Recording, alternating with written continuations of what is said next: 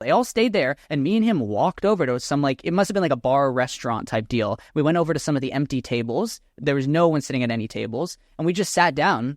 We started talking about AI and consciousness. We talked about, consciousness during training versus in deployment. And he said he thinks, training might be more plausible. Deployment, he's not so sure. He thinks it's perfectly plausible. It wasn't some sort of sci-fi schizoid reaction. It was like, yeah, like this seems like possible. The craziest thing, again, I swear to God, this is all true.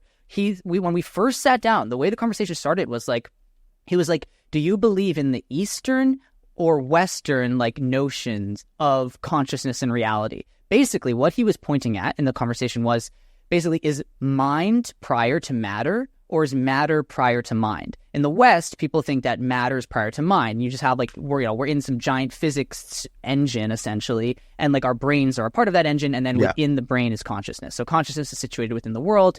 From the Eastern view, it's like consciousness is prior. It's the only thing we know. It's the thing in which everything else exists. And then like even the world is within consciousness in that sense. I like to think of this.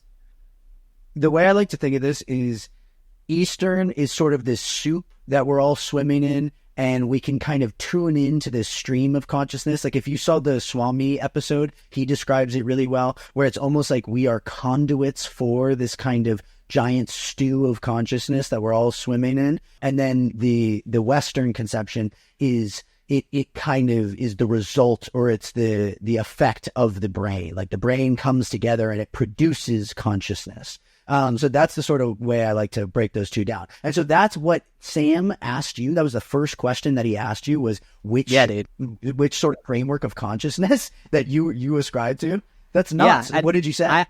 I'm very excited for you to evaluate this answer, but my basic shtick, which might not be that surprising, is like I think that they both have truth to them. Like they are both equally valid ways of looking at the world. It's like almost from the third person perspective, the third person is primary. From the first person perspective, the first person is primary. That's why we have two different perspectives.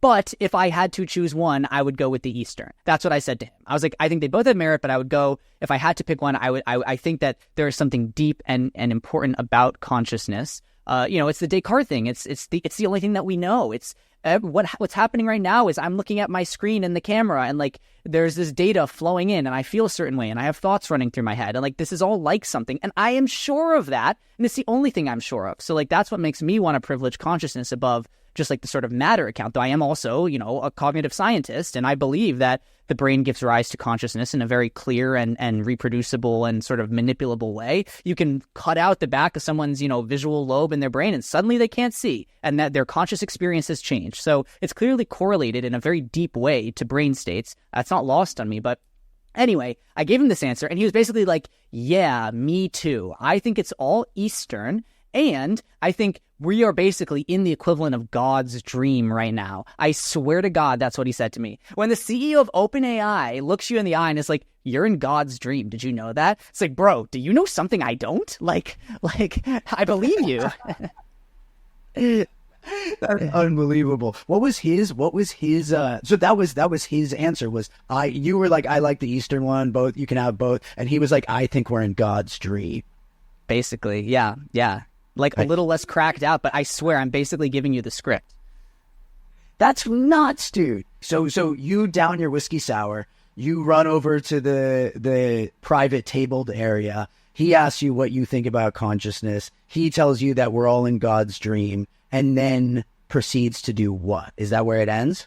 Well, no, I mean, that was the beginning of the conversation. I told it a little out of order, but that's where we started. And then we proceeded to talk for, I don't want to exaggerate, but I think it was like probably 5 minutes, which in a conversation about consciousness with Sam Altman did feel like a pretty good amount of time. Like we went back and forth probably like 8 or 9 times, something like that. And we touched a lot of stuff. I really wish that I remembered it properly. I mean, yeah, the whiskey sour was a double-edged sword, to be honest with you.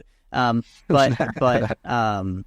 we talked about a lot of really interesting things. But okay, here's one thing, and I'm going to be very careful here because I'm not trying to sensationalize this story. This all really happened.